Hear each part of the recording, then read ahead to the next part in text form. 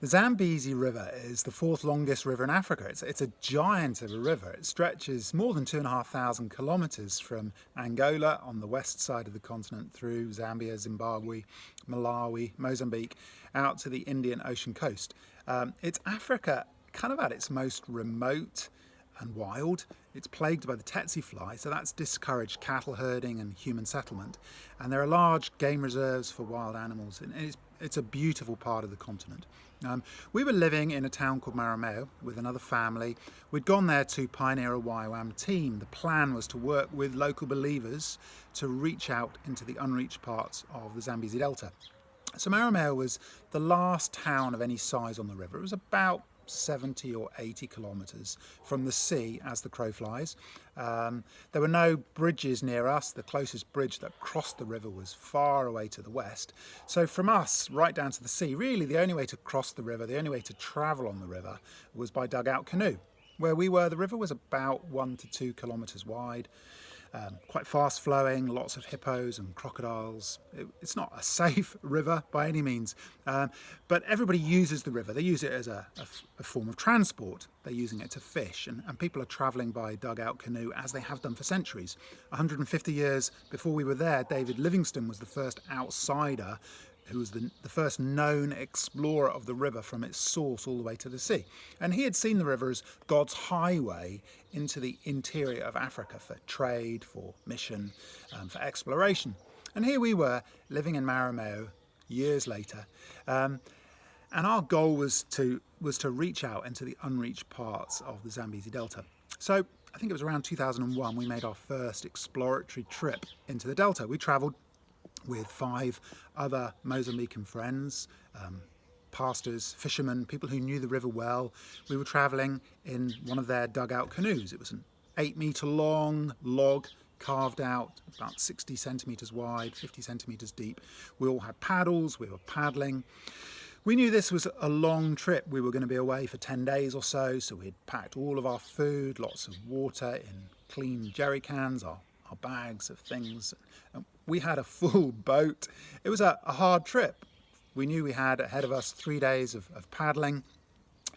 Travel on the Zambezi is slow. The river is tidal, so you can't really travel forwards when the tide is coming in. So you have to wait for hours at a time for the tide to turn. When the tide is behind you, you can paddle. So it was a long trip. On that first day, I remember we were paddling down the river.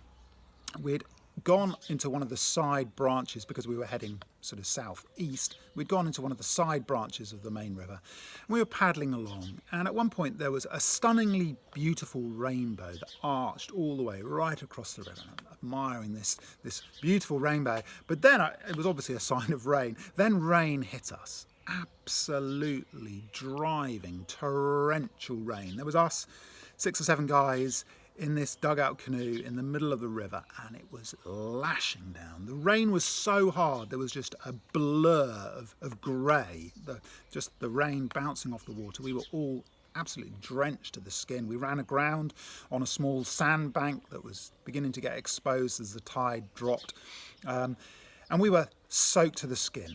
We saw a path on the right-hand bank of the river heading off into the bush, and so we decided to stop. We paddled over to the bank, we pulled our canoe up, and we followed the path inland about 100 metres, and we discovered a small clearing in some woodland, and there were 2 women and some kids and a bunch of animals sheltered underneath a hut. Around there, people build their huts on stilts, kind of 4 foot high off the ground with a platform, and so they're living up above the floodwaters, above the danger of crocodiles and things.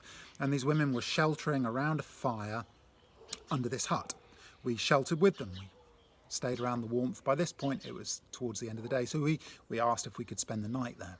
The women and the children retreated up into their bedroom area up above us, and we sat around the fire till late that night, mosquitoes all around us, but we were sitting in the warmth of the fire with the smoke trying to keep the mosquitoes away.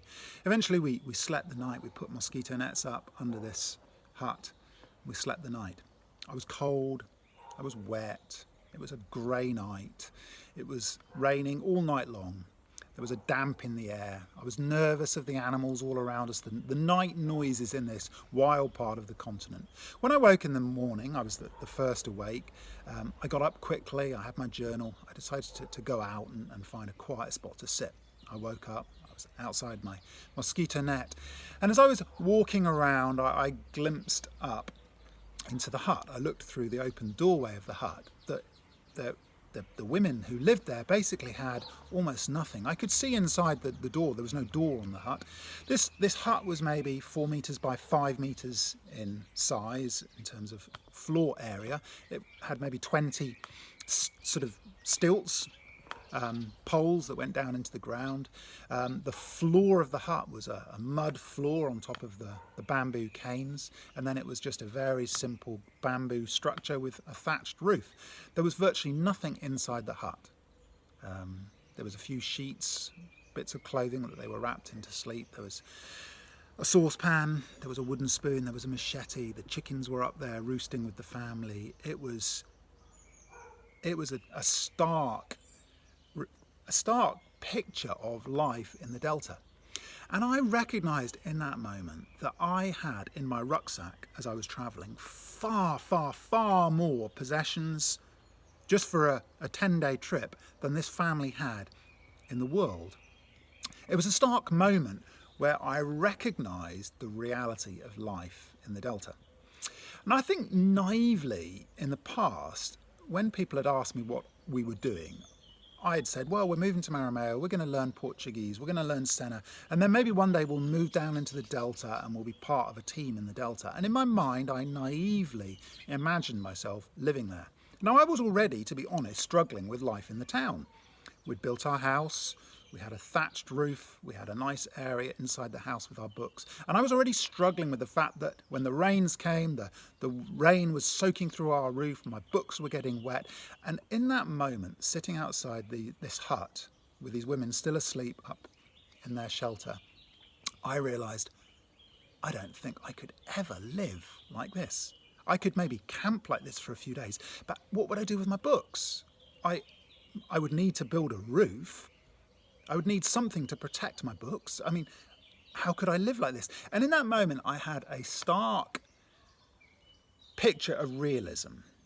I realised I have a capacity, and I don't think I could do this. For me, actually, that was quite a liberating recognition, because I think until that point, I had naively seen myself at the centre of this story that was unfolding. Whether I realised it or not, I visualised myself as part of the hero, part of making everything happen. I needed to be there wherever the action was because it was part of my story. And I realised at that point I have a capacity, and there are other people who are far more equipped, far more culturally close, far more appropriate to be the heroes of this story, if that is even the right word. This is a story that God is writing, and he's writing it with many different people. And my part in this story might be to hold the video camera. My part might be to narrate the story. It's not necessarily to be one of the central characters in it. And that recognition of my own limitations and also my own pride, I suppose, that lay behind my desire to be at the centre of the story was a really good moment. A good moment of realising, wow, this is what life really is like, and I don't think I have the capacity to play as big a role in this story as I thought I did. We carried on the trip.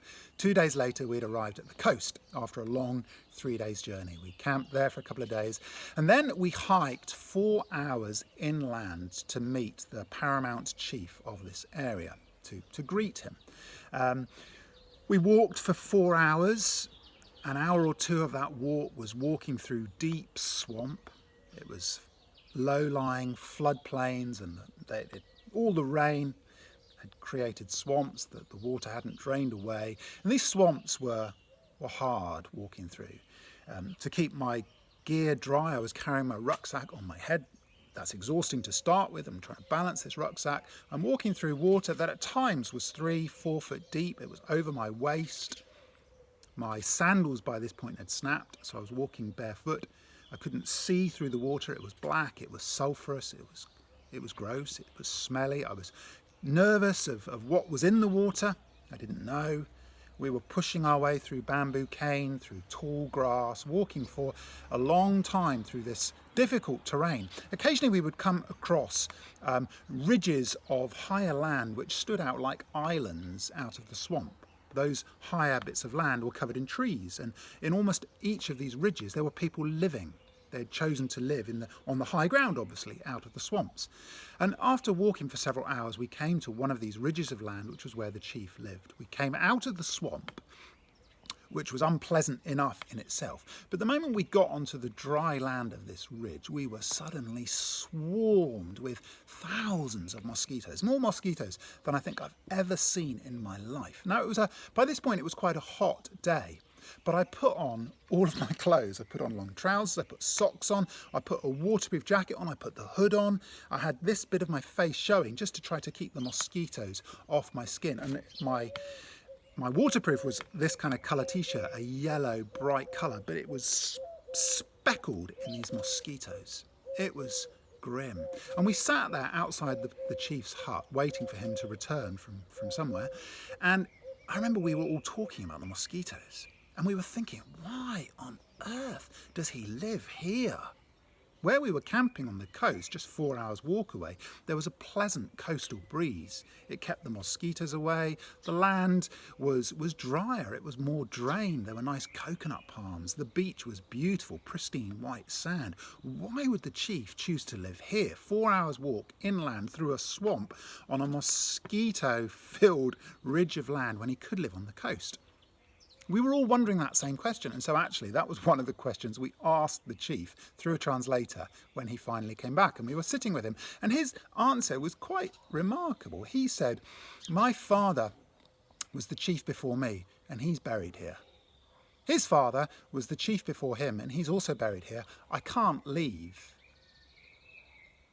Very interesting comment. That comment actually became a story that was part of my dissertation years later when I was doing a master's. And for me, it revealed something of the worldview of this man and his culture.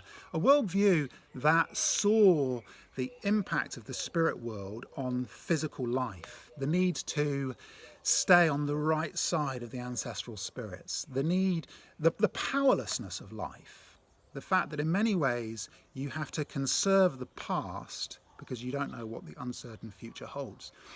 And I recognise that there's a complex web of issues that cause poverty. There's injustice, there's lack of education, there's powerlessness, there's the evil of institutions. But there are also the lies that we ourselves believe. There's worldview lies which can also hold people in poverty. And it was fascinating to see this chief with some of the things that were holding him in a really difficult place. We left the chief and we walked back to the campsite. As we walked through the swamps, and this was black, sulphurous water, I often noticed glimpses of beautiful white flowers. At one point I walked right past one of these flowers, and it was like a floating lily. It was just there in the middle of this septic kind of swamp of smelly water. A absolutely stunningly beautiful flower.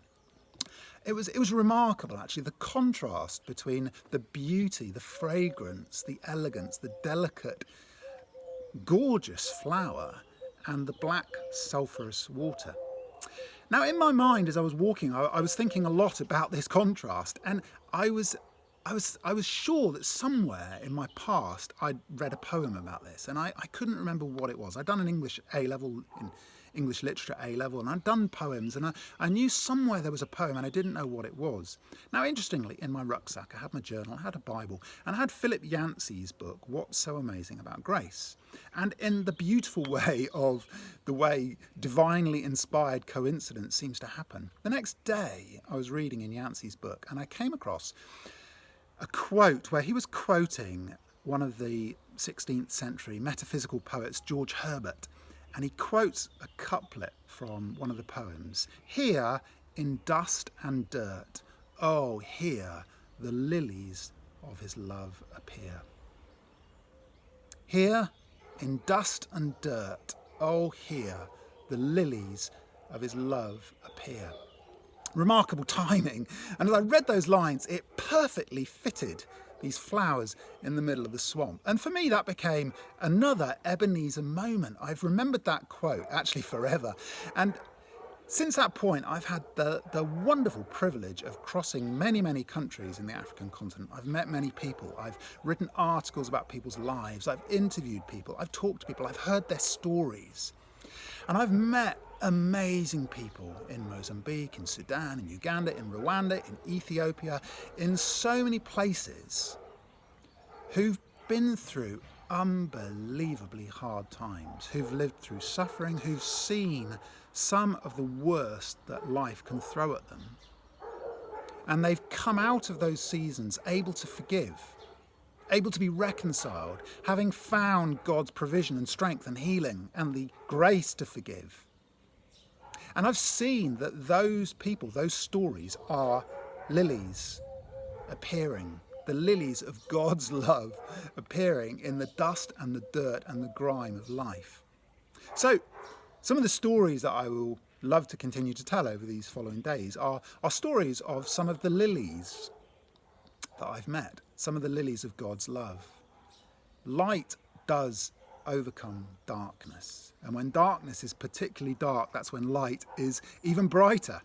And the lilies stand out even stronger. They're even more marked. They're even more beautiful in contrast to the ugliness of the dirt. We're going through a particularly hard season right now. Many of us are experiencing this lockdown as a time of dust and dirt. And even as I think about that, it encourages me to look for the lilies of God's love appearing, because they are appearing and there are many of them. So I wonder for you, even as you watch this, I wonder what the lilies of God's love are that you're seeing in your season of confinement, lockdown, dust and dirt. Here in dust and dirt, oh, here the lilies of his love appear.